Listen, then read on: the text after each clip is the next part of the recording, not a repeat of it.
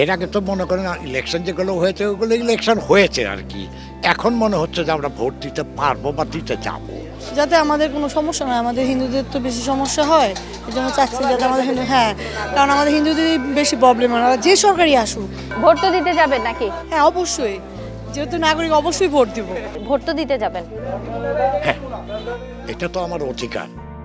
আমার পছন্দ থাকুক আর অপছন্দ থাকুক এটা সাবজেক্ট না, ভোট আমাকে দিতেই হবে, এটি আমার অধিকার।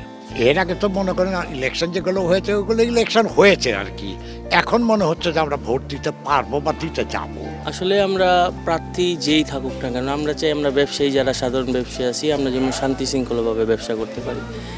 আর বিশেষ করে আমাদের ব্যবসায়িক নিরাপত্তা থাকলে আমরা যেই আসুক আমাদের কোনো অসুবিধা নেই। আমাদের চাওয়াটা আসলে আমরা তো হিন্দু সম্প্রদায়ের মানুষ, আমরা চাই যাতে আমরা হিন্দুরা শান্তি মতো বসবাস করতে পারি।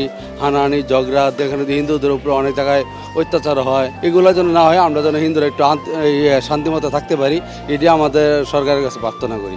আমার স্টুডেন্ট হিসেবে চাওয়া একটাই যে শিক্ষার মানটা যেন বাড়ে, ভালো হয়, আর যে যেরকম পরিশ্রম করবে সে যেন সেরকম রেজাল্ট পায়।